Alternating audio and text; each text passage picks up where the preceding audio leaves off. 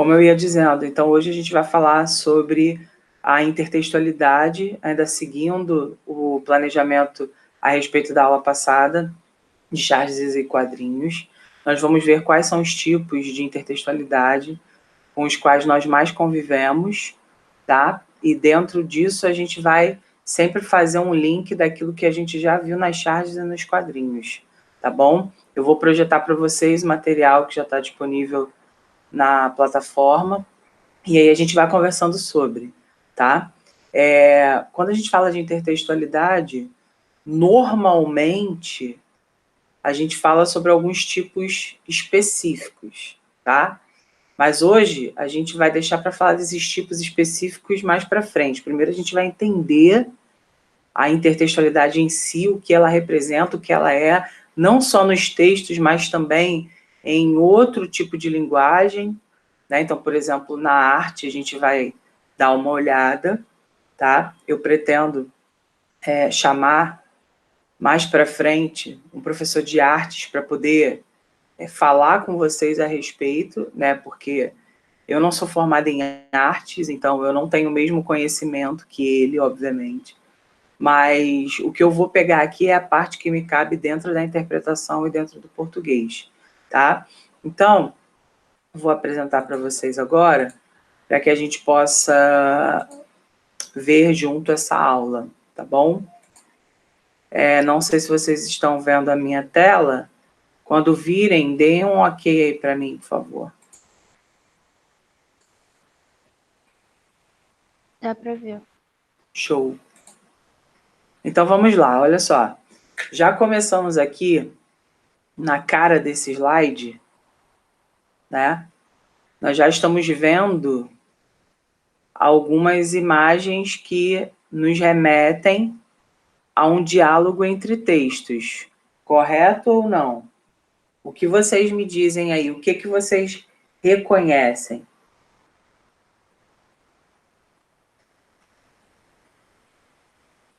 É uma paródia, é isso? Não, então, sim, mas vamos... Primeiro de tudo, né? A gente tem ali o quê? A Mona Lisa, a turma da Mônica ali, né? Sendo representada, a Mônica sendo representada com uma intertextualidade, ou seja, como que a gente enxerga a intertextualidade? A gente percebe num texto uma referência a outro, né? Nesse último aqui, ó, nós temos o Homer Simpson imitando o quê?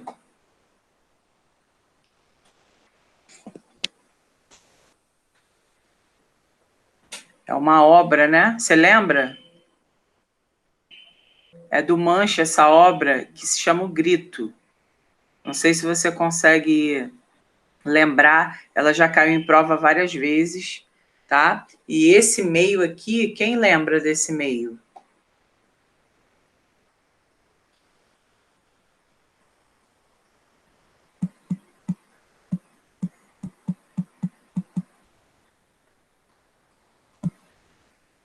Conseguem reconhecer? Não é um álbum? Uma foto de um álbum? Se alguma coisa assim. É uma foto famosa dos Beatles. Uma foto famosa dos Beatles. E aí os Simpsons estão imitando, né? Estão dialogando com a foto. Então, a intertextualidade já começa na nossa apresentação, tá? Você já vai percebendo que existe uma referência de um texto em outro. E também você precisa perceber que o fato de você não ter reconhecido também é uma situação que a gente vai falar hoje. Por quê? Toda interpretação de texto também depende do seu conhecimento de mundo. Então, se você não sabe que isso aqui é uma foto famosa dos Beatles, você não vai conseguir fazer associação. Você só vai pensar assim, são os Simpsons atravessando a rua. Entende? Então, é problemático não conhecer. E aí, o que vai dar para a gente esse suporte de conhecimento para poder enxergar a intertextualidade? Com certeza a leitura, tá? É a leitura que torna tudo isso possível. Nós temos aqui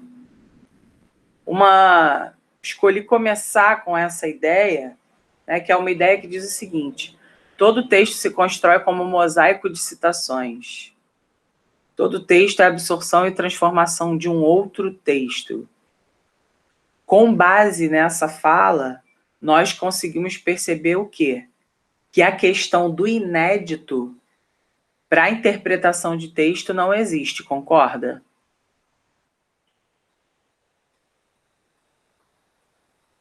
Sim.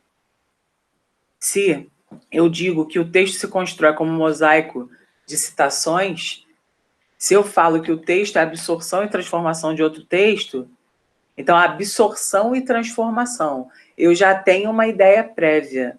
Não existe o critério de originalidade, tá? Isso é uma coisa importante de você anotar, a questão do inédito. A questão do inédito para os textos que circulam socialmente, essa questão é uma questão praticamente impossível. É impossível, tudo que eu vou falar agora é para você anotar, tá? Vai anotando do seu jeito. É quase que impossível você ter uma obra inédita, e eu te digo por quê. Eu sei que está cedo, mas se a gente conseguir pensar a respeito disso, vai ser legal. Tipo,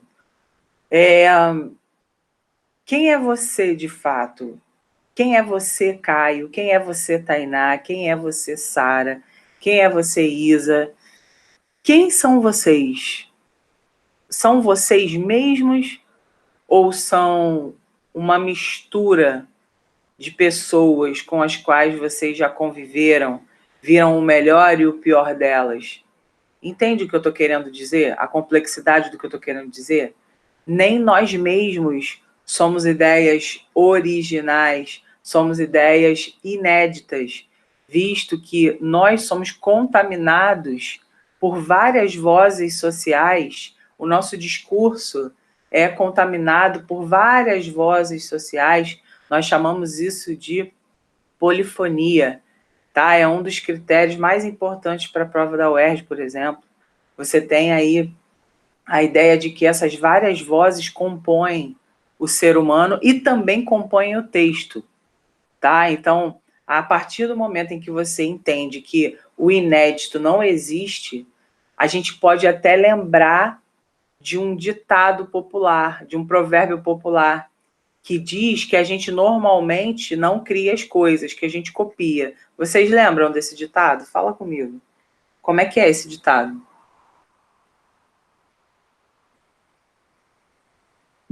Nada se cria, tudo se copia, um negócio assim.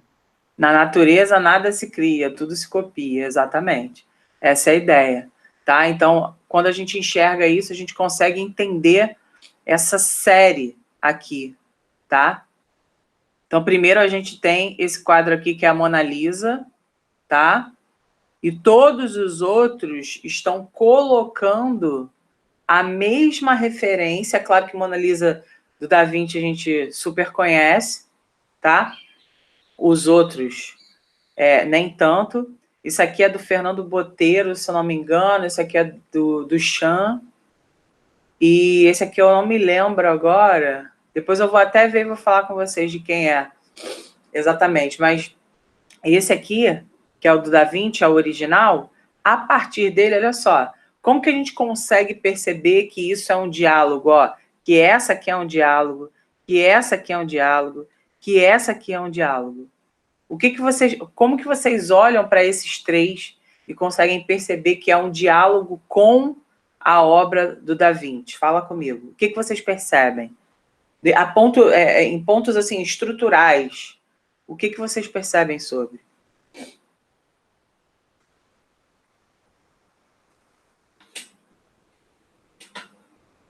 É que é bem parecido, né? A posição em que ela tá, A posição do fundo. braço, né? A posição do braço, a questão, né, da vestimenta em si, né? Então, como a gente estava conversando na semana passada, o que não tem palavra, a gente precisa minuciosamente analisar a figura, a imagem com a qual a gente vai tratar, a imagem com a qual a gente vai lidar numa prova, né, que vai exigir da gente isso. Então, a gente precisa olhar a imagem. É claro, eu não sei se aí vocês teriam que conhecer um pouco, né, de arte, mas eu não sei se vocês sabem, mas a Mona Lisa, ela é o mais perfeito modelo de arte.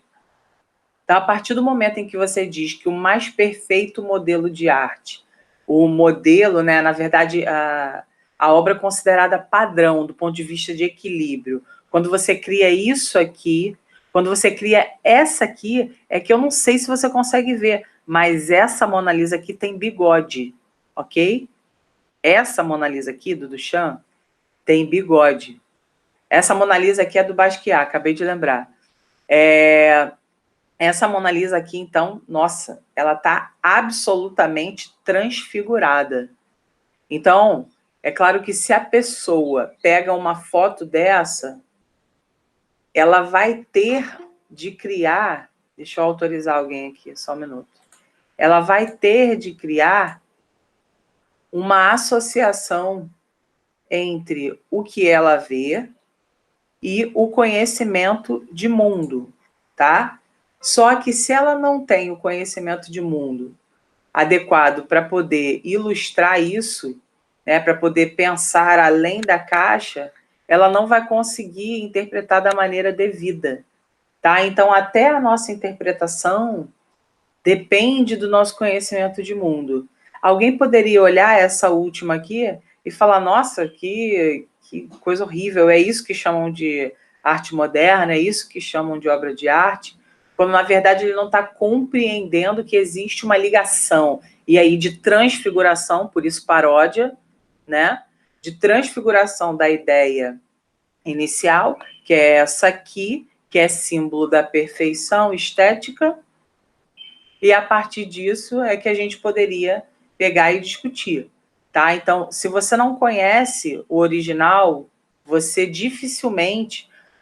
Na verdade, você vai ter muita dificuldade de dialogar, de criar, de perceber a intertextualidade, tá? E aí eu coloquei aqui embaixo para você, obras que dialogam com outras já consagradas são comuns, seja para reafirmar as suas ideias, seja para questioná-las, ou mesmo parodiá-las, como se percebe nestes trabalhos que retomam a famosa Mona Lisa do Leonardo da Vinci. Então, essa aqui, por exemplo, ó, é a Mona Lisa depois de uns 35 Burger Kings ou depois da quarentena, né? Essa aqui, tá vendo? Apesar de a gente observar aqui uma mulher volumosa, ela não é tanto quanto essa aqui. Você tá entendendo? Então, o diálogo existe. Ele pode existir em menor grau? Pode. Em maior grau? Sim. Mas ele existe. Esse é o ponto, tá? Mais para frente, a gente vai saber reconhecer cada uma das intertextualidades. Mas até aí, tudo bem? Tudo tranquilo? E, Arline, isso também não deixa de ser uma analogia, né? Ou não? O que acontece? Quando a gente pensa em analogia, alusão, quando a gente faz uma referência a algum tipo, normalmente a alusão que cai para a gente não é uma alusão com obra de arte, porque a obra de arte ela vai ter sempre um novo olhar, né? Uma possibilidade de um novo olhar. Quando a gente faz uma analogia ou uma alusão, a gente, na realidade, faz contextos. A gente vai ver mais para frente, eu coloquei para vocês. Tá? Quando a gente menciona algo de forma evidente ou de forma sutil, mas não necessariamente em obras de arte.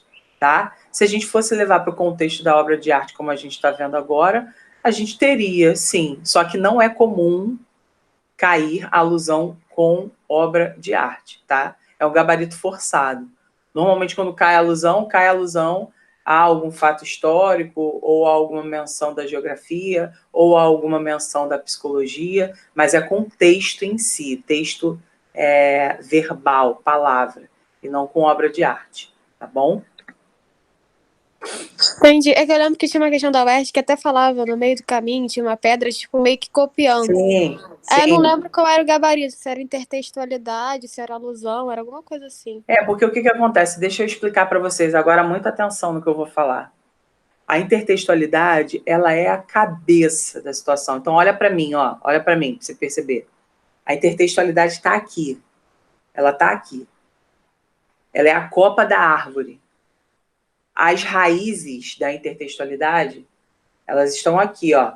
Finge que é porque eu não tenho mão suficiente. Mas, ó, isso aqui é a parte de cima da árvore. A paródia, a paráfrase, a alusão, o meme que a gente vai estudar hoje, isso, na verdade, todas essas são as raízes dessa árvore. Então, a intertextualidade é um fenômeno, ok? E aí, a alusão é uma intertextualidade, o meme é uma intertextualidade, a paródia é uma intertextualidade. Então, eu quero que você entenda. Alusão, paródia, paráfrase, epígrafe, citação, como os pés dessa intertextualidade, entendeu, Sara? Entendi, eu meio que separava isso. Na verdade não são separadas.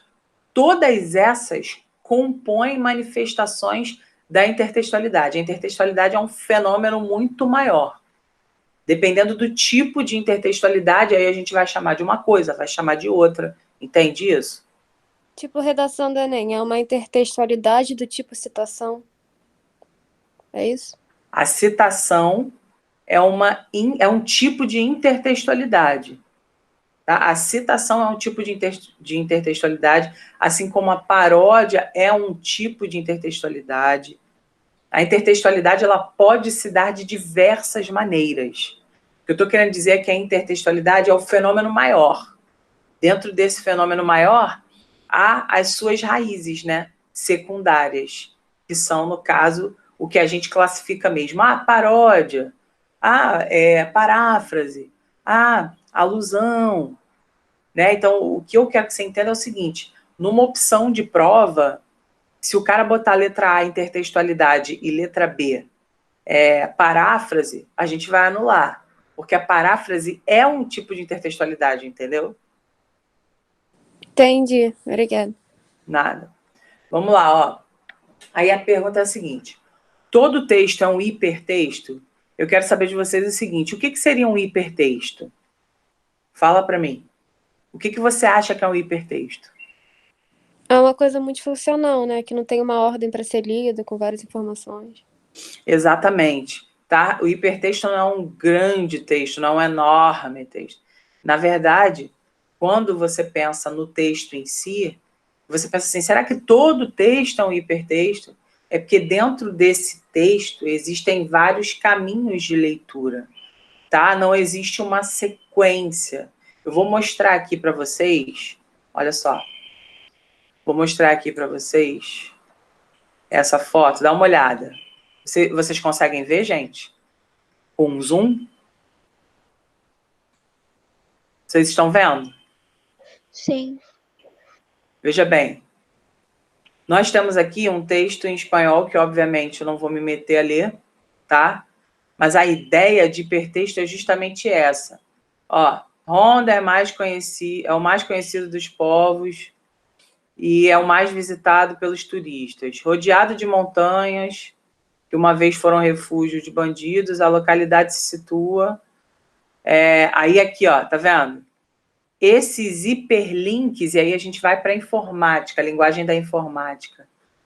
Esses hiperlinks nos levam para outras janelas. O hipertexto é justamente esse texto que tem referências outras, que nos levam para leituras distintas, em ordens distintas. Porque quando eu começo aqui, ó, Honda é o mais conhecido dos povos andaluzes. Aí eu vou aqui em Honda e clico.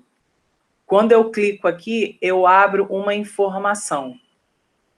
Aí eu sigo o baile. Mais conhecido dos povos. Aí, opa, clico aqui, abri outra informação.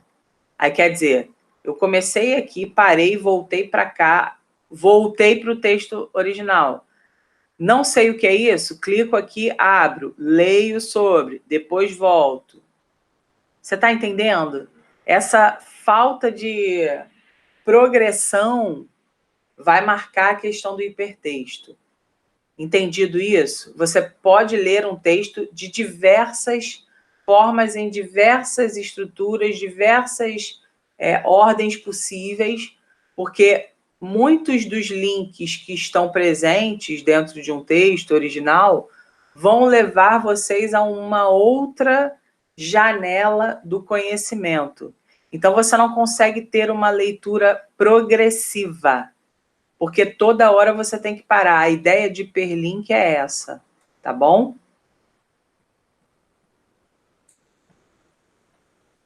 Tudo bem ou não?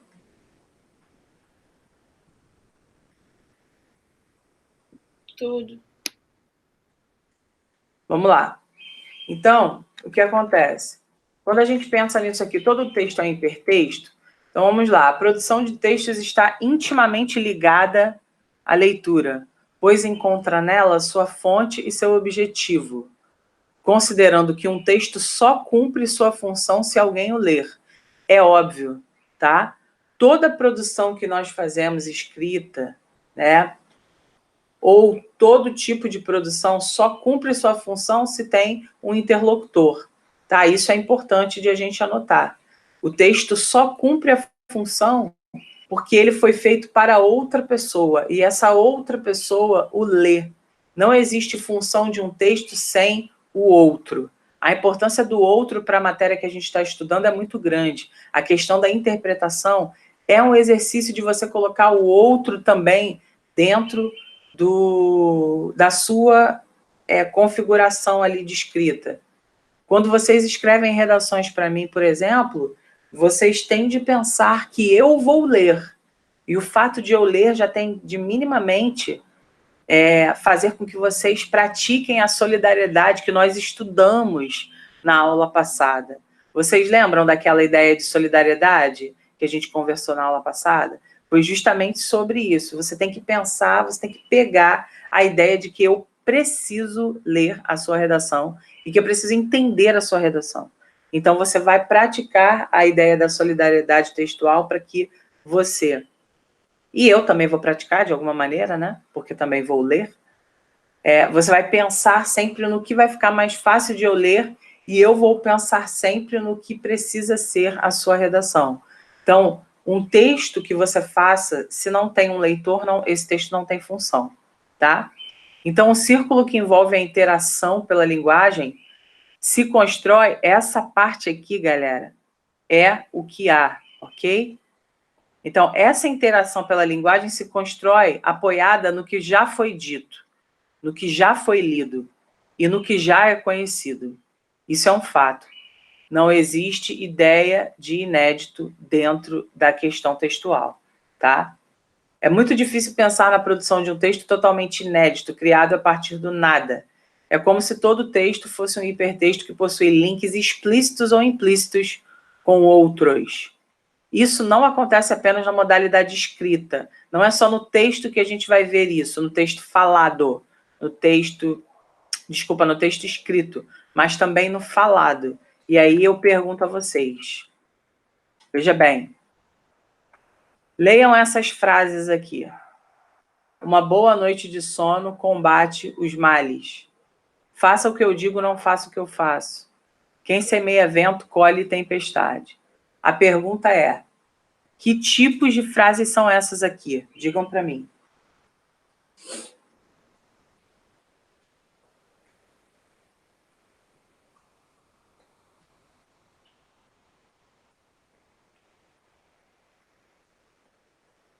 São frases aconselhadoras? Tem um nome isso. Não aconselhadoras, mas assim... Vamos lá, vou esperar outra pessoa responder. Vamos pensar, vai. Frase de efeito? Eu não quero que você pense em frase de efeito, porque senão daqui a pouco você está colocando isso na sua redação. Quero que você fale para mim qual é a origem disso aqui. O que é isso aqui?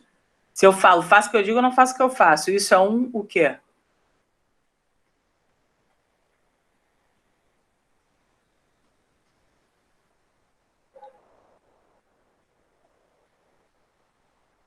É um ditado também? Isso. É um ditado popular. Exatamente. Então, essas frases do senso comum, esses ditados populares, esses provérbios populares, eles normalmente eles têm um pouco daquilo que a Inara falou, né, de aconselhamento e tudo mais, um aconselhamento indireto, né? Alguns de uma maneira direta, como faça o que eu digo, não faça o que eu faço. Mas outros de uma maneira indireta, tipo, quem semeia vento, colhe tempestade. Ou seja, não semeie vento, senão você vai colher tempestade. Essa é a ideia. Mas a pergunta é, por que nós podemos considerar que há intertextualidade nos exemplos supracitados? Olha só, preste atenção. Preste atenção. Para a gente dizer que há intertextualidade nesses tópicos colocados aí, nessas colocações vistas, a gente precisaria saber a respeito de quê? Quando a gente fala que intertextualidade é um diálogo entre textos, para a gente dizer que uma boa noite de sono combate males, faça o que eu digo, não faça o que eu faço, e quem semeia vento colhe tempestade, para que a gente diga que isso tem intertextualidade, a gente precisaria conhecer o quê? Fala para mim.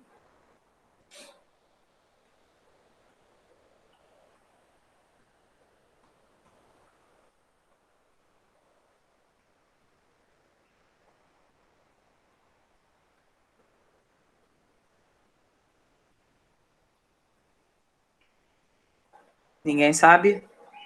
Tipo, alguma coisa que veio antes disso, mas eu não sei o que. Exatamente. Um texto que veio antes, Sara. Simples assim. Um texto que veio antes. Tá? Agora, vou mostrar para vocês uma coisa. Dá uma olhada aqui. Essa canção é uma canção de Chico Buarque, chamada Bom Conselho. Não sei se vocês conhecem. Vocês já tiveram a oportunidade de ouvir. Agora, veja a letra dessa canção. Ouça um bom conselho, que eu lhe dou de graça. Inútil dormir, que a dor não passa. Espere sentado ou você se cansa. Está provado, quem espera nunca alcança. Venha, meu amigo, deixe esse espaço, brinque com meu fogo, venha se queimar. Faça como eu digo, haja 2 vezes antes de pensar. Corro atrás do tempo, vim de não sei onde. Devagar é que não se vai ao longe. Eu semeio vento na minha cidade. Vou pra rua e bebo a tempestade. Sacou ou não sacou, galera? Diz pra mim.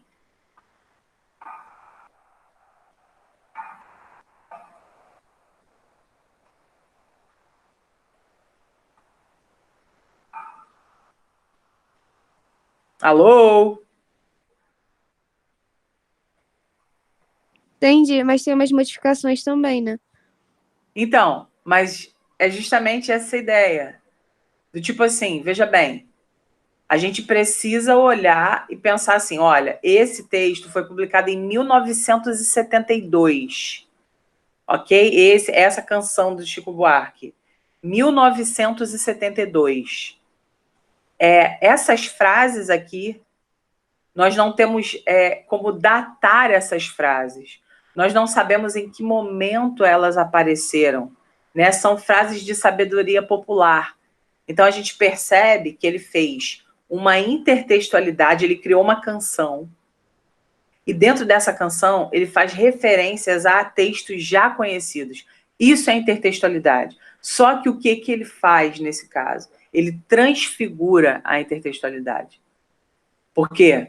Quem semeia vento, colhe tempestade. É para dizer assim, não semeie vento, cara, você vai colher uma coisa negativa. No entanto, o que ele fala aqui embaixo? Eu semeio vento na minha cidade. Vou para a rua e bebo a tempestade. Tipo, ele está negando. E nessa perspectiva, a gente teria a questão da paródia. Entende? Porque a paródia é uma negação do texto original. Tá? Então, não necessariamente a paródia tem de ser uma obra de arte toda zoada, pintada sobre a Mona Lisa. Ela também pode ter um contexto a partir dessa ideia de que você alterou, ok? Para algum tipo de fim. Normalmente, a paródia altera para um fim de zombaria, um fim de crítica, tá? Então, Duas questões que podem cair sobre isso. Ou questões mais gerais, que é o que costuma, perguntando qual o fenômeno que acontece, você vai responder intertextualidade, ou pode cair algo mais específico, por isso que a gente vai estudar o mais específico daqui a pouquinho. Tipo, qual é o tipo de intertextualidade presente? O que vai diferenciar a paráfrase da paródia, por exemplo? O que vai diferenciar um meme de uma paródia, por exemplo? Tá? Então, é isso que a gente vai estudar. Até aqui, galera, tudo bem ou não? Responde aí para mim no chat que eu vou ver agora. Tudo certo ou não? Ou ativa o seu microfone. Tudo bem?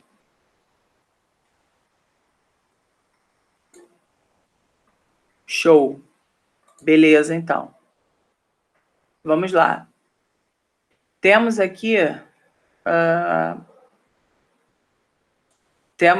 a continuação. E eu quero mostrar para vocês isso aqui, ó. Dá uma olhada. Essas obras aqui. São 3 obras, tá? 1, 2, 3.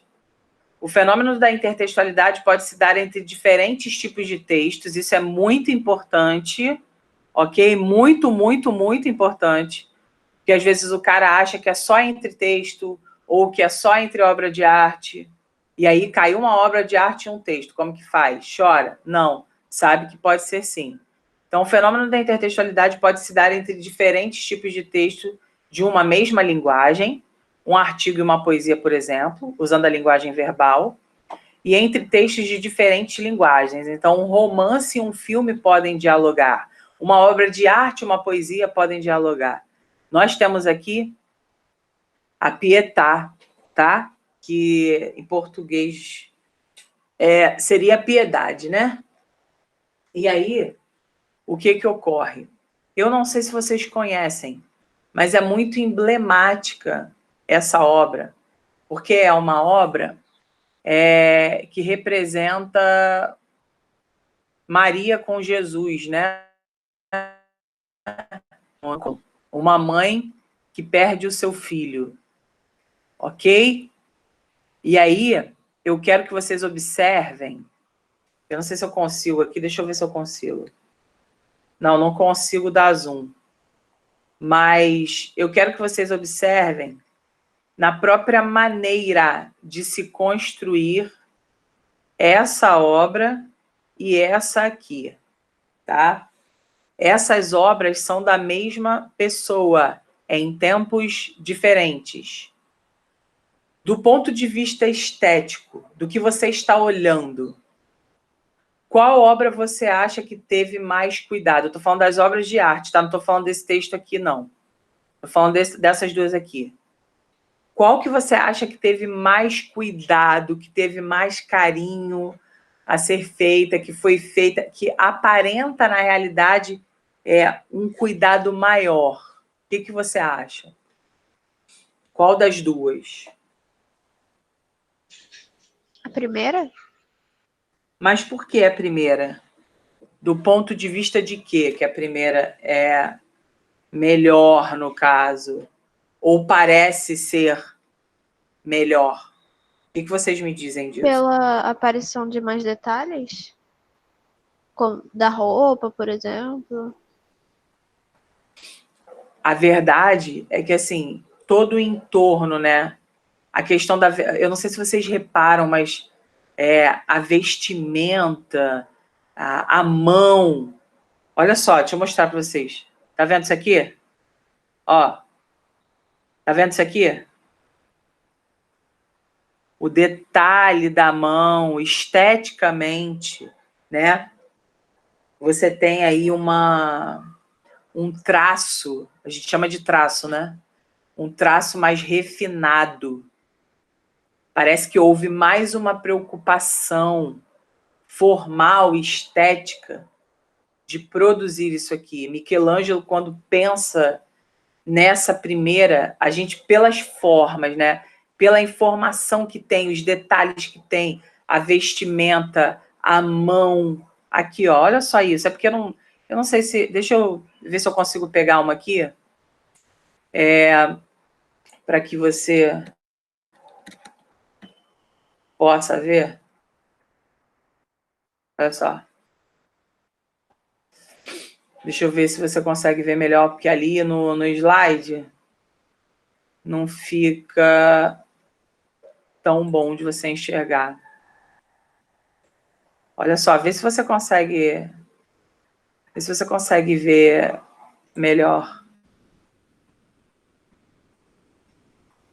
Calma aí que eu tô abrindo.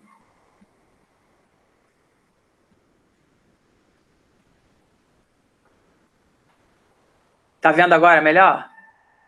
Sim. Porra, bem melhor, né? Jesus. Olha, dá uma olhada. Olha o refinamento estético que isso tem. Olha o peito. Olha o peito, gente. Olha isso aqui.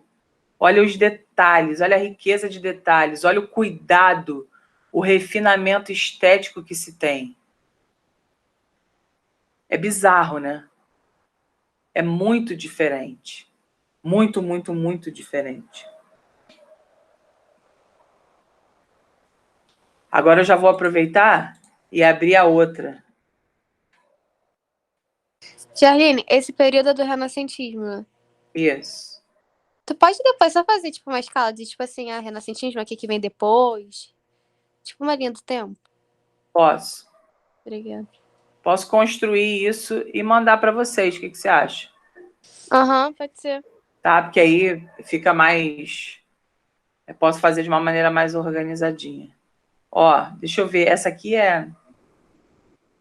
Ela, por natureza, ela já é mais agressiva.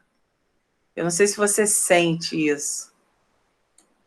Que ela é mais agressiva por natureza. Vê aí se tá tranquilo de você perceber.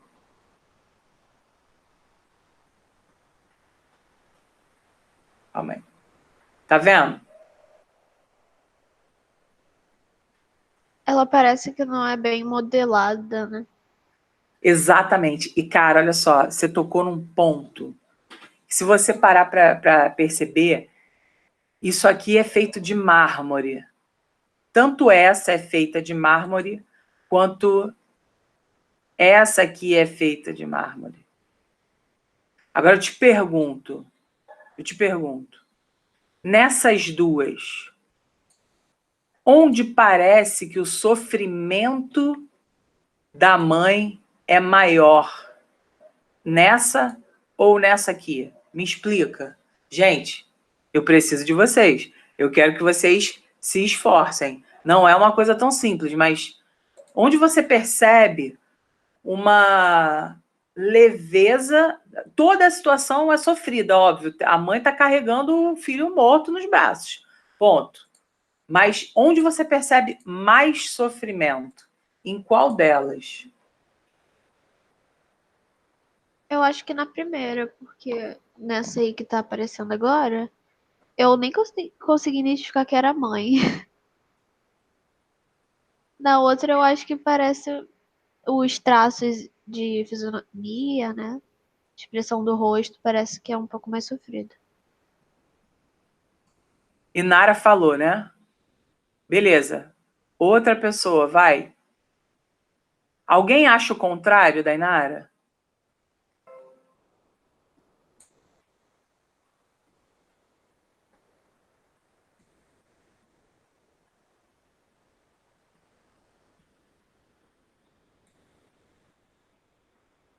Ninguém acha o contrário da Inara. Todo mundo acha que essa aqui sofre, passa mais uma imagem de sofrimento. Sim ou não? Sim. Não. Olha que merda. Olha a interpretação, que situação. Não é. O contrário. É o contrário. O fato de o artista dar mais detalhamento, você anota isso, tá? Já viu que se caísse, ia se arrebentar. Todo mundo ia se arrebentar bonito, de mão dada, tá? Então, olha só, o fato de a pessoa dar mais detalhamento para você, né, como dá aqui no caso, é porque busca-se uma estética perfeitamente construída ali com base na obra de arte em si, a maior informação possível. Só que a serenidade desse rosto sereno, gente, esse rosto é sereno, essa serenidade é muito mais evidente do que aqui. Aqui você tem o mármore ainda em estado natural, em estado bruto. Né? Aqui Jesus, ó, caído, disforme. Entende isso? Então, é muito mais agressivo. O sofrimento parece muito maior nessa que eu estou mostrando agora. Aqui não parece tanto sofrimento. Não parece que está tão sofrido. Tá? Então, a gente precisa observar. Isso aqui... A Inara falou uma coisa importante. Ela falou assim, eu nem conseguia enxergar direito que era mãe e tudo mais.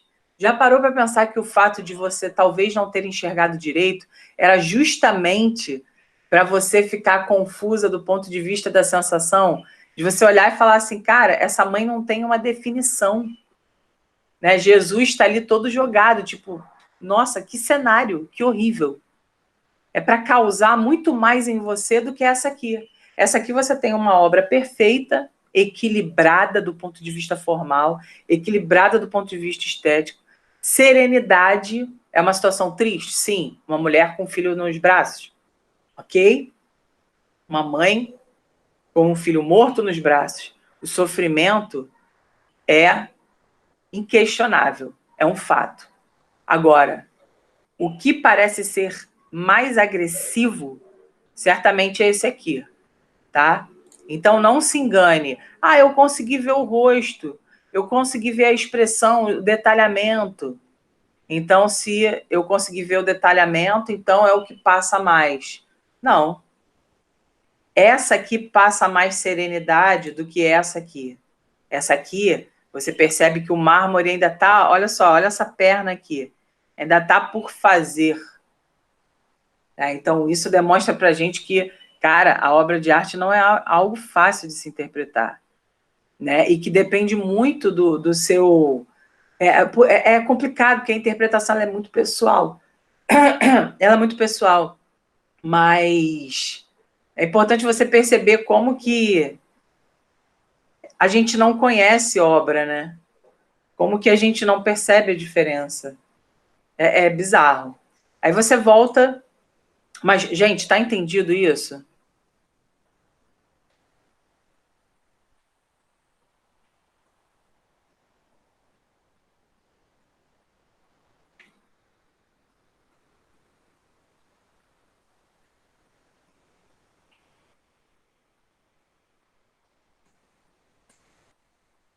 Alô? Entendi. Eu achava que era a primeira também, tipo, dava pra ver mais o rosto, mas foi isso aí que você falou. Mas aí não é o detalhe que vai trazer pra gente, né? É isso que a gente tem que ficar bem atento. Se fosse uma questão de Enem, por exemplo, olha a merda que ia dar. Perguntasse qual das duas, entendeu? Complicado. Vamos lá, ó. Seguindo aí o baile. Seguindo o baile. Tá a parada aqui. Aqui dentro ainda a gente tem uma poesia, tá? Eu botei CDA porque senão ia ficar muito grande, mas CDA, vocês sabem quem é, né? Carlos Drummond de Andrade. Sempre vou falar dele CDA, tá? Não vou falar o nome dele todo, não. Mas essa poesia que ele fez diz o seguinte: dor é incomunicável, o mármore comunica-se, acusa-nos a todos. Então, olha só, ele diz que uma dor é incomunicável. O que quer dizer uma dor incomunicável? O que quer dizer? O que significa? O que vocês acham que significa ele dizer que a dor é incomunicável e o mármore comunica-se e acusa a todos nós? Será que a gente poderia pegar, por exemplo, hoje... Vamos pensar numa questão atual?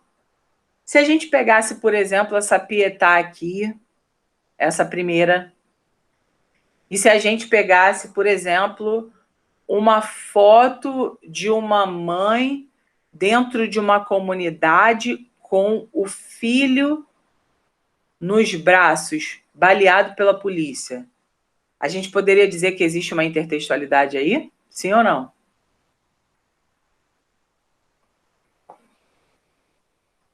Poderia. Poderia, exatamente. A gente está vendo um contexto ali de obra de arte e a gente está vendo uma realidade nua e crua. Uma mãe da comunidade, né, de alguma comunidade, com um filho morto nos braços, baleado pela polícia. Então, existe esse encontro de obras, tá?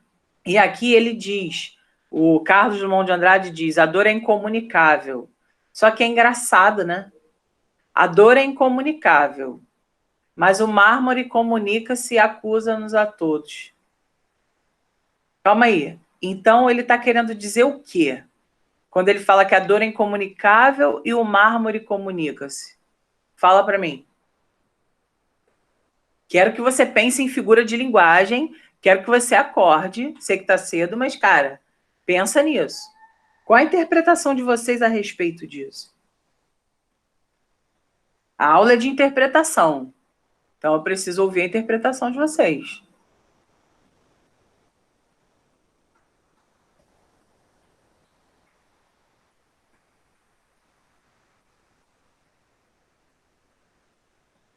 Eu acho que, por exemplo, ninguém consegue ver a dor do outro quando ela, tipo, é sólida, assim. Eu não tô sabendo explicar, mas, tipo, Concreta, eu entendi, quando ela é concreta. Mas entendi quando a gente perfeitamente. vê a fisionomia de uma obra, ou sei lá, que a gente vê o sofrimento ali, aí a gente consegue perceber. Porque olha só, a dor é incomunicável, né? Tipo, quando ele fala que a dor é incomunicável, é como se você jamais pudesse transpor a dor. Só que aí a gente tem uma espécie de antítese a partir do momento em que ele fala que o mármore se comunica, e não só antítese, tá? Eu posso falar que o mármore se comunica? Que figura de linguagem é essa? Personificação. Personificação. O mármore ele não se comunica com ninguém. E eu ainda posso pensar mais, cara. Eu ainda posso pensar mais. Um Se eu... eufemismo também? Oi? Um eufemismo também? Por que eufemismo? Tipo, como se o mármore fosse uma coisa que estabelece um limite de quem tá dentro e quem tá fora. Porque é ali que as pessoas estão e recebendo esse sofrimento, né? Sentindo, no caso. Eu diria mais, amor, que eu poderia pensar como uma metonímia. Por quê? Porque é o poeta, ou o escultor, ou o pintor usando o mármore para comunicar algo que ele pensa e transpõe para a obra.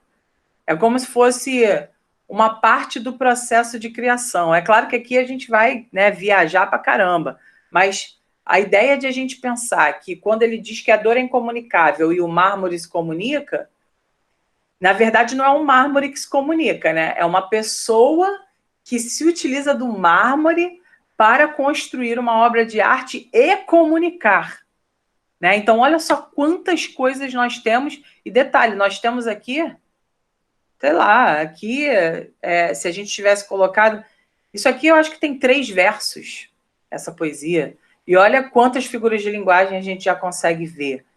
Né? A ideia do eufemismo eu não consigo ver como suavização de algo. Pelo contrário, eu acho que a escolha lexical do verbo acusar bota a gente numa situação complicada, entendeu? Assim, uma situação de culpa nossa, sabe? E é culpa nossa, né? Se a gente pensa numa questão católica, Jesus crucificado, quem crucificou? Entende? Então, eu acho que é essa ideia. É muito boa essa poesia do Drummond, dialogando, obviamente, com esse tipo de obra que a gente está vendo agora. Mas é complexo, ninguém diz que é fácil, né? E aí, analisando essas diferentes obras, olha só, nas duas obras, Michelangelo trabalhou a mesma matéria-prima, que é o mármore, o mesmo tema, que é Pietà, e explorou basicamente o mesmo sentimento.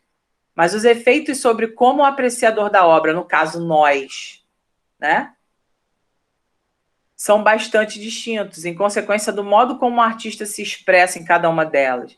Então, quais diferenças vocês enxergam? Vocês já me responderam, né? E a gente construiu junto esse conhecimento. A ideia de que um tem mais refinamento, um tem mais detalhamento, o outro tem menos. Um está basicamente na sua composição natural, o outro está absolutamente construído do ponto de vista artístico, né? Foi todo como se fosse lapidado, construído de uma maneira muito, muito melhor, né? E aí a temática é o sentimento, cara. O sentimento é o mesmo. Pô, infelizmente, tá, perdeu o filho. Ok. Só que a gente consegue sofrer mais. Na verdade, a gente consegue perceber o sofrimento maior na segunda obra, e não na primeira. A primeira revela uma serenidade, enquanto a segunda já é uma coisa mais bruta, né? E por ser bruto é mais agressivo. Tudo bem ou não, gente? Tudo bem. Então vamos agora para esse próximo, tá? Eu coloquei aqui conhecimentos prévios. Isso já significa que você precisa, na realidade, ter algum tipo de conhecimento antes de você analisar essa tirinha. E aí vamos imaginar que você não conheça nada do que diz respeito a isso aqui, tá? Você não vai conseguir responder. Então, veja a importância de lermos absolutamente tudo. Às vezes você está errando questão de interpretação de texto na prova e você não sabe por quê, tá? Existem vários motivos para que vocês errem. Mas um deles é a ideia do conhecimento prévio quando a gente lida com quadrinhos e histórias de tirinhas e charges e tudo mais. Então, dá uma olhada aí. Neo Robin Hood 3. Tiraremos dos pobres para dar aos ricos. Isso aumentará enormemente a concentração de renda. Eu sabia que vocês iam gostar. Então, vamos lá. Fala assim, já, eu não ri. Tá, você não riu. Por que você não riu? Porque você não percebeu o elemento que quebrou a expectativa, porque o humor vem desse elemento que quebra a expectativa. E aí eu vou fazer perguntas a vocês. E eu quero que vocês me respondam. A tirinha está centrada numa releitura. Como que a gente pode provar essa afirmação? Olha para a tirinha, leia a tirinha e me diz como que a gente pode provar que se trata de uma releitura.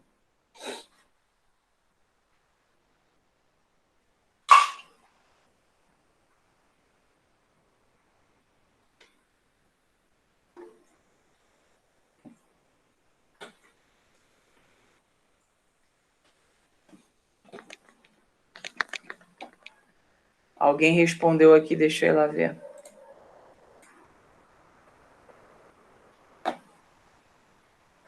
Tirar dos pobres e dar para os ricos. Isso é uma releitura, Caio.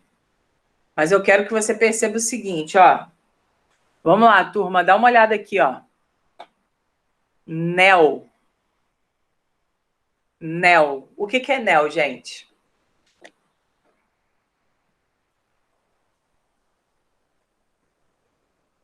O que é neo? Neologismo. É a formação, alguma coisa nova, uma informação. Algo novo. O neo é novo. Então, novo Robin Hood. Cara, aí você já tem o quê? Olha só, presta atenção. As aulas de interpretação, elas estão concatenadas. Você precisa fazer essa ligação do que vimos na aula passada com o que vimos hoje, porque ainda estamos dentro dessa ideia. Então, olha só, preste atenção. Se eu falo neo, o que eu consigo compreender? Qual é o pressuposto disso?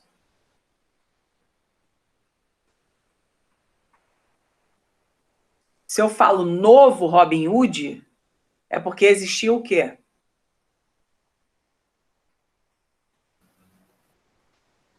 Um antes? Um antigo. Sim, um velho, um antigo. Exatamente. Se eu falo novo Robin Hood, novo significa que teve um velho. É como se eu falasse assim, novos casos surgiram de coronavírus. Novos casos surgiram é porque há outros antigos. E aí vem novos, tá? A gente tem essa palavrinha aí para demonstrar a existência de que antes havia uma outra coisa, tá? Então, isso é um pressuposto. A gente estudou isso na aula passada. E aí, a pergunta é, o texto dialoga com outro já existente? Sim, dialoga. Dialoga com Robin Hood. Eu não sei se vocês já viram esse filme, tá? Mas a ideia de Robin Hood é que ele é, né, um cavaleiro que tira dos ricos para dar para os pobres. E veja bem, se você não conhece Robin Hood, você erra uma questão dessa. Olha só isso, tá? Então, você não conhece. Tu fala assim, porra, Jajá, mas aí eu vou ter que conhecer tudo? Cara, você não tem que conhecer tudo, porque nem eu conheço tudo e nem ninguém conhece tudo. Mas perceber que se fala Neo Robin Hood, não é só, gente, a gente olhar para isso aqui, ó, para essa conversa aqui que está rolando. Não é só a gente olhar isso, a gente viu que quando a gente tem tirinha, quando a gente tem charge, quando a gente tem quadrinho, a gente precisa ver absolutamente tudo, inclusive a legenda aqui em cima. Ela muitas vezes vai dizer para a gente algo de importante. Se você não conhece Robin Hood, beleza, mas Neo você conhece. Significa que tem um novo. E se tem um novo é porque tinha um velho. Então, o texto dialoga com outro já existente? Sim. Essa questão que seria o problema, né? Se fosse uma questão objetiva e perguntasse para você, mantém a ideia original? Não mantém a ideia original? Nega a ideia original? Ridiculariza a ideia original? Aí, talvez fosse o problema porque você não conheceria a ideia original, tá? Então, o texto mantém a ideia original ou a transfigura? Ele a transfigura, porque a ideia original é você tirar do rico para dar para o pobre. Como que você vai tirar do pobre para dar para o rico? Isso não existe. E aí, qual é a sensação provocada pela tirinha? Aquela sensação que eu disse para você na aula passada, a ideia de estranhamento. A ideia de estranhamento, porque se a pessoa conhece o Robin Hood original, vai estranhar de saber que agora estamos tirando dos pobres para dar para os ricos. Entende essa lógica? E a última pergunta, a interconexão textual auxiliaria, ou seja, a conexão entre o texto antigo e o texto novo auxiliaria a leitura? Absolutamente. Por quê? Porque você conseguiria construir essas duas relações, porque você enxergaria que o velho era de uma maneira e que o novo é de uma outra maneira, e que essas histórias estão sendo alteradas ao longo do tempo. Entendido ou não, gente? Tudo tranquilo? Tranquilo. Mais uma pergunta. De todos vocês, quem conhecia essa história do Robin Hood? Responde aí para mim.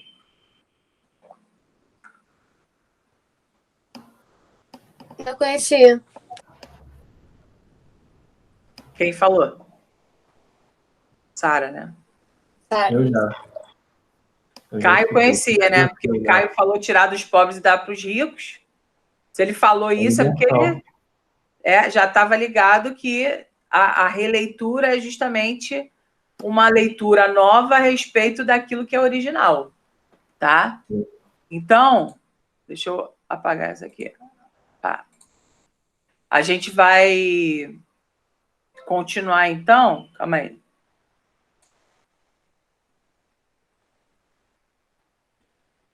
A gente vai continuar aqui, ó.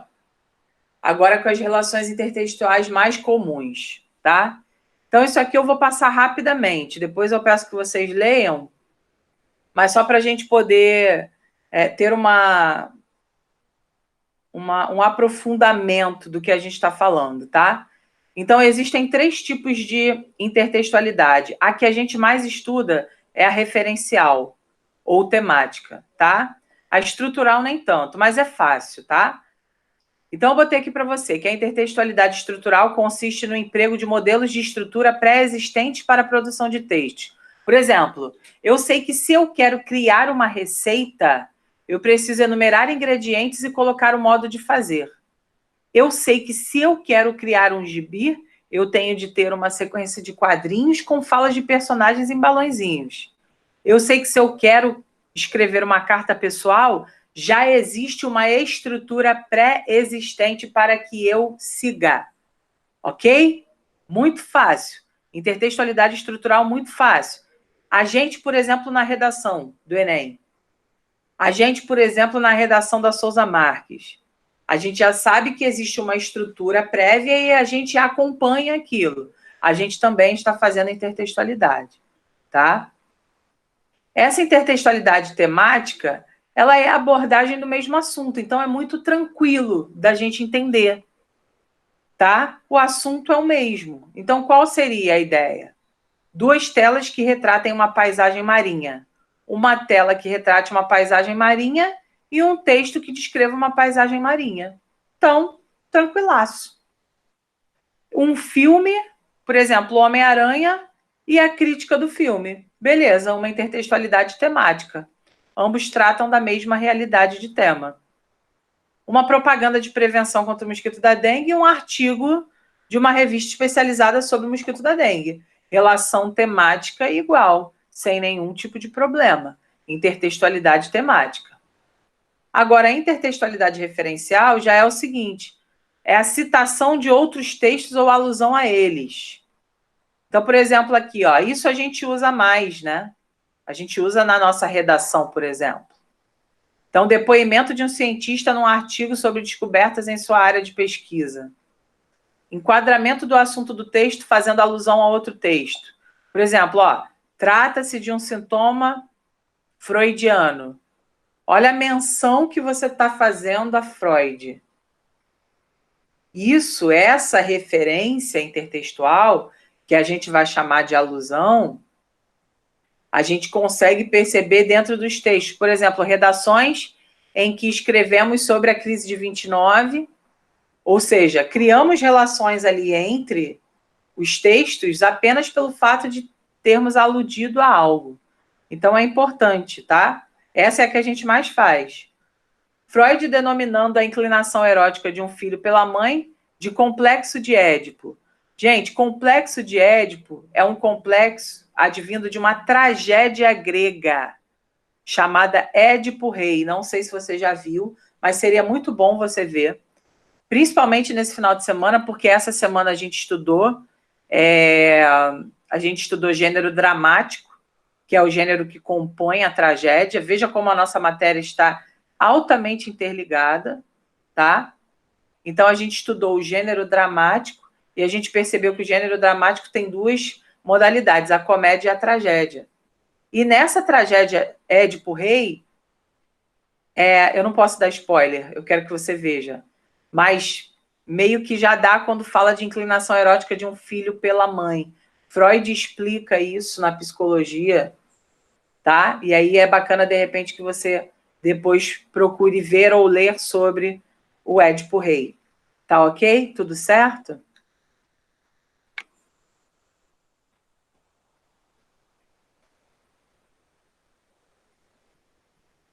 Tudo.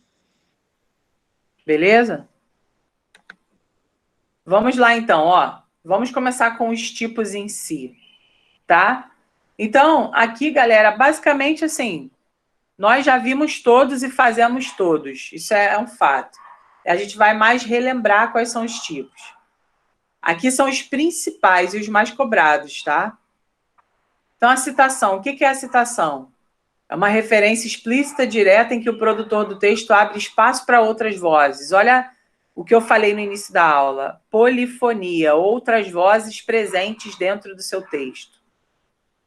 Seja pelo discurso direto, que é quando você reproduz fielmente a fala de alguém, ou seja pelo discurso indireto, que é quando você coloca o discurso de uma pessoa na terceira pessoa. É um recurso muito comum em textos científicos e argumentativos, introduzindo a opinião de uma autoridade no assunto para reafirmar ou refutar posições. Isso aqui eu peguei de uma redação, tá? Que diz o seguinte: ademais, consta-se o distanciamento entre informação e mudança de hábitos. Haja vista que, embora o ambiente virtual seja responsável pela informatividade, é também um fator preponderante que impede a movimentação.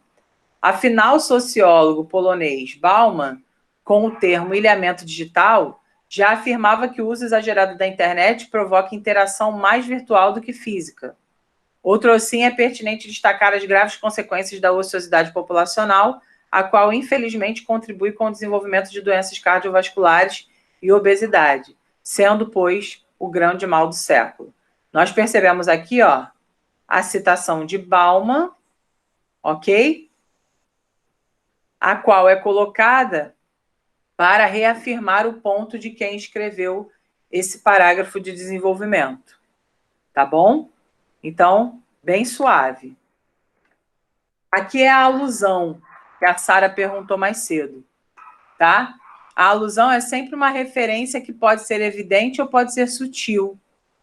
O escritor não transcreve especificamente o texto que está sendo referenciado, mas faz uma alusão ao conteúdo.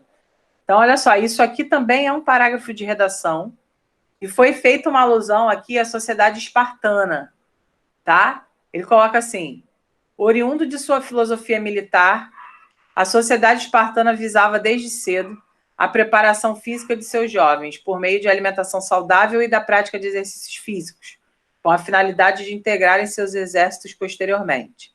Na contemporaneidade, a sociedade tem sofrido com o consumo excessivo de alimentos industrializados, que, aliado a rotinas de trabalho exaustivas, tem aumentado consideravelmente os casos de sedentarismo na população.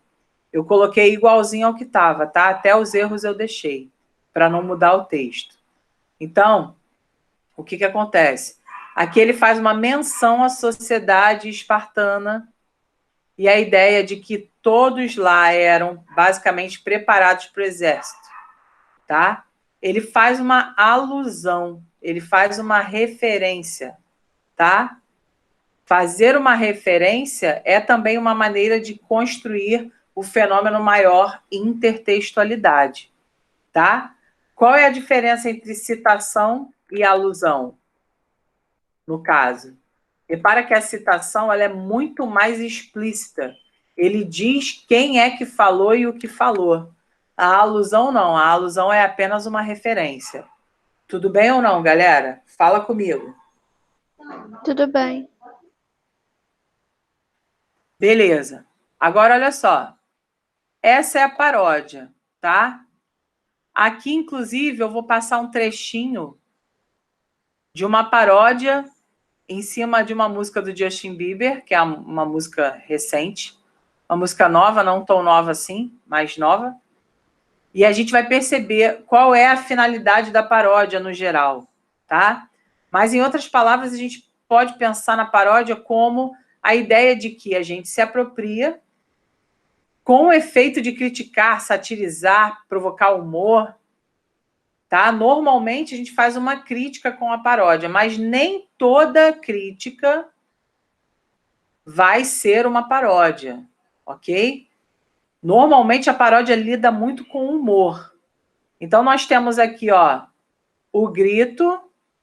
Dá uma olhada aqui, tá vendo essa imagem? Nós temos o grito e nós temos a Mona Lisa. Aí a Mona Lisa fala assim: não grite, melhore seus argumentos. O nome dessa obra é O Grito. E a Mona Lisa está falando não grite. Olha isso, gente. Intertextualidade na sola. Intertextualidade na nossa cara, ok?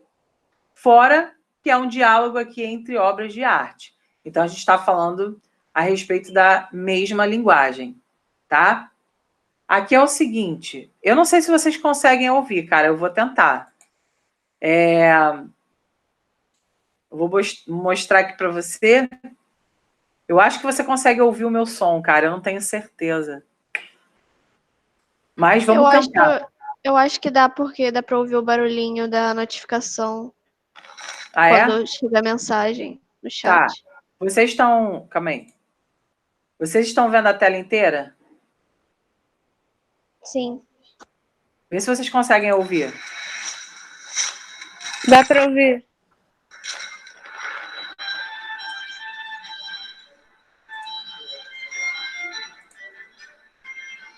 Vou botar a legenda aqui para melhorar.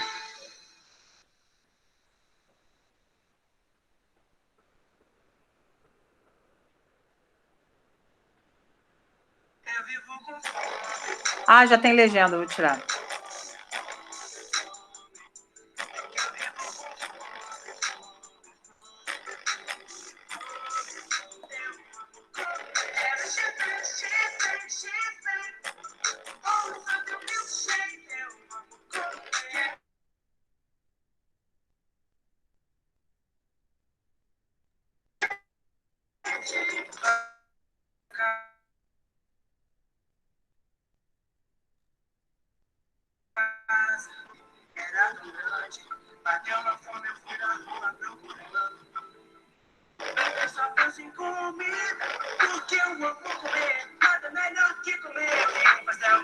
Representa a gente ou não, gente, nessa quarentena?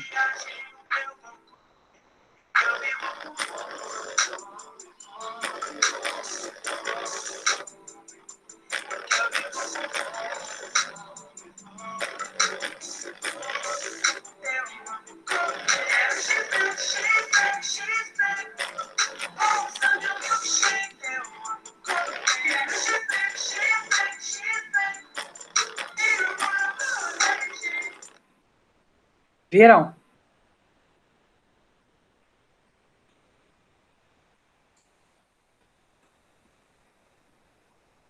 Viram? Vi. Pois é. Tenso, né? A gente na quarentena só pensa em comer, só Jesus. Para a gente voltar, não vai caber uma calça. Mas entende essa ideia? A ideia de que ele pegou uma música, né? Aí criou uma nova realidade, né? Uma música escrita, ele criou um vídeo, pegou o vídeo com base no vídeo original também.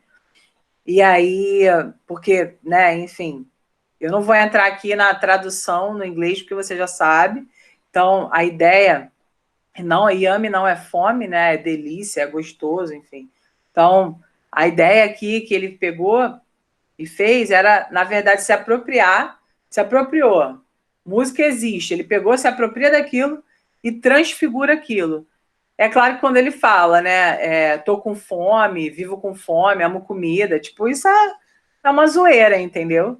Então, a paródia, ela mora nessa situação, e é bem legal da gente perceber. Normalmente, a paródia traz traz um humor pra gente de uma maneira que as outras intertextualidades não trazem, tá? A gente tem agora a paráfrase, beleza? A paráfrase é a seguinte: a paráfrase é o que a gente faz, por exemplo, na redação do Enem. A paráfrase é o que a gente faz em qualquer redação. Por quê? Quando a gente começa a nossa redação, a gente precisa construir ali um contexto, apresentar o tema e trazer a nossa tese, né? Quando a gente finaliza a nossa redação, por exemplo, a gente precisa reafirmar a nossa tese. Só que a gente escreve com outras palavras, para que não fique igual, ok? Nesse sentido, a gente tem uma paráfrase. Por quê? A paráfrase você mantém a mesma ideia, só que você utiliza outras palavras. Então, olha só. Aqui eu coloquei 2 exemplos. Tá? Nós temos aqui uma canção do Exílio, que é uma poesia de Gonçalves Dias, peguei só um trechinho, tá? E uma poesia de Drummond, Europa, França e Bahia, tá? A canção do Exílio diz o seguinte: minha terra tem palmeiras onde canta sabiá, as aves que aqui gorjeiam não gorjeiam como lá. 1846, ok? O Drummond, em Europa, França e Bahia, diz o seguinte: meus olhos brasileiros se fecham saudosos. Minha boca procura a canção do exílio. Como era mesmo a canção do exílio? Eu era tão esquecido de minha terra. Ai, terra que tem palmeiras onde canto sabiá. Então, ó, minha terra tem palmeiras onde canto sabiá. Aí ele botou, ai, terra que tem palmeiras onde canta o sabiá. Tá? Ele fala, as aves que aqui gorjeiam não gorjeiam como lá, na canção do exílio de Gonçalves Dias. Beleza? Ou seja, porque existe aqui, nesse primeiro momento, um projeto de construção de identidade nacional, e aqui o Drummond, em 1930, quer dizer, a gente está falando de dois movimentos literários, aqui a gente está falando do romantismo, e aqui a gente está falando do modernismo, segunda fase, ok?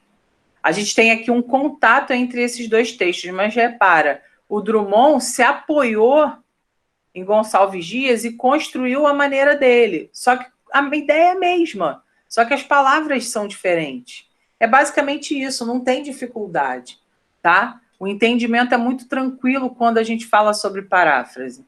Não tem muito com o que se preocupar. Tudo bem? É só você perceber que, por exemplo, qual é a ideia de paráfrase e paródia? Normalmente se confronta muito essa ideia. Paródia altera o sentido original, paráfrase mantém o sentido original, tá? Paródia altera o sentido original para fins de zombaria, crítica. Paráfrase altera apenas a maneira como falou, mas não o que falou. Tudo bem?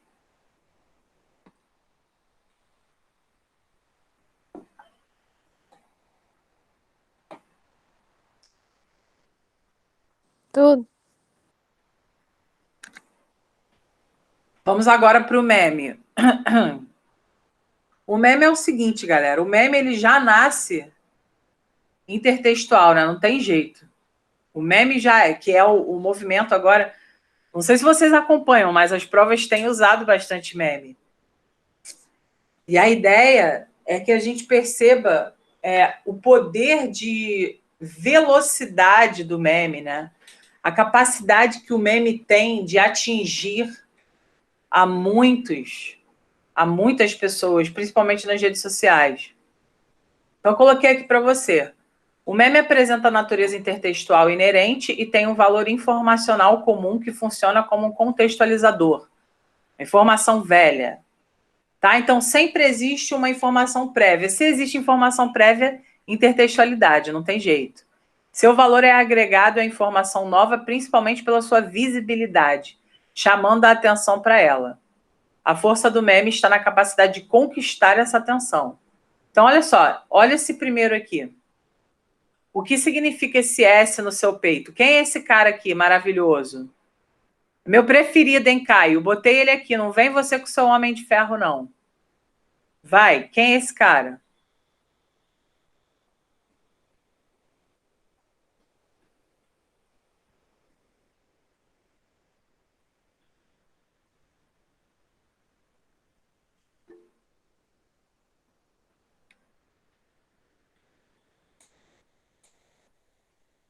Super-Homem, exatamente. Exatamente. Então, nós temos aqui... Deixa eu voltar. Nós temos aqui o Super-Homem, né?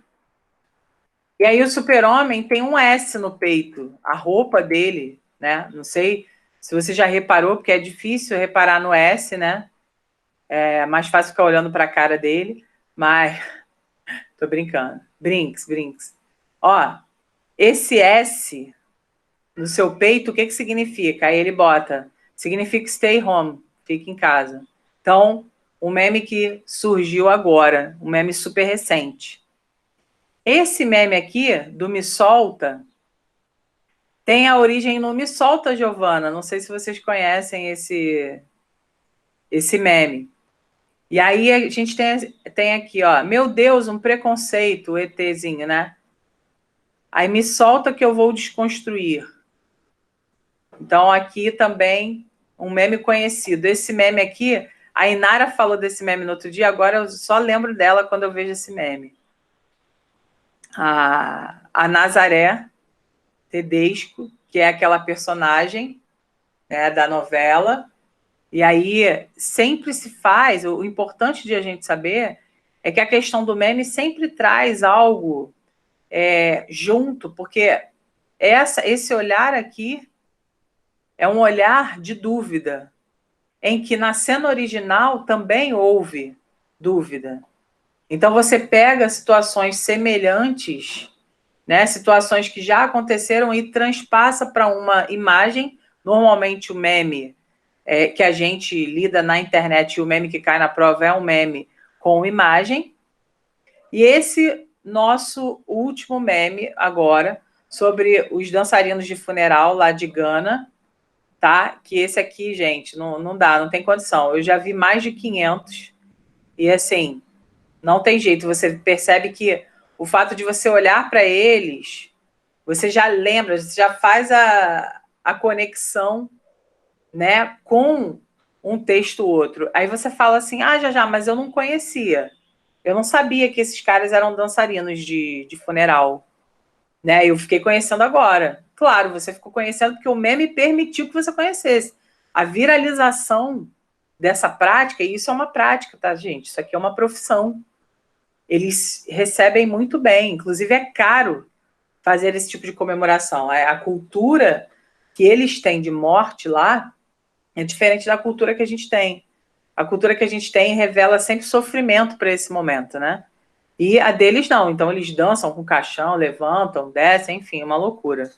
É muito engraçado. E por último, a epígrafe, gente. Que a epígrafe, na verdade, é um tipo de intertextualidade em que você usa de um texto fonte para introduzir um novo conteúdo. Normalmente, as pessoas usam em trabalhos acadêmicos, tá? Em que a gente consegue inserir as frases ou trechos lá na apresentação do nosso conteúdo. Então, aqui, por exemplo, a gente tem uma frase de Nietzsche numa contracapa de monografia que fala o seguinte: quem tem por que viver é capaz de suportar qualquer como viver. Então, isso aqui é como se fosse um mote, é como se fosse uma reflexão, uma introdução para aquilo que você vai escrever, tá? Aqui nesse está escrito: a vida só pode ser compreendida olhando-se para trás, mas só pode ser vivida olhando-se para frente. Então, mais uma epígrafe aqui que a gente utiliza em um contexto específico, ok? É bom a gente pensar. Aqui, a gente não está querendo reafirmar nada como na citação. A gente não está querendo colocar um argumento de autoridade, porque aqui a gente não está num texto dissertativo argumentativo. Aqui a gente está iniciando uma escrita sobre um assunto. Trabalhos acadêmicos normalmente vão trazer esse tipo de realidade. Tudo bem ou não, galera? Fala comigo. Tudo bem. Tranquilo? Deu para entender tudinho da aula? Deu. Então, show, tá? Matéria de casa, dever de casa é que vocês façam os outros exercícios da apostila de charges e quadrinhos, ok? E eu vou ver se eu apronto uma lista específica com essas, de questões com esses tipos de intertextualidade, porque aí vocês treinam e diferenciam uns dos outros. Beleza? Tudo Beleza. bem? Então tá, gente. Eu vou parar de gravar aqui. Um beijo para todos vocês e nos vemos mais tarde, tá?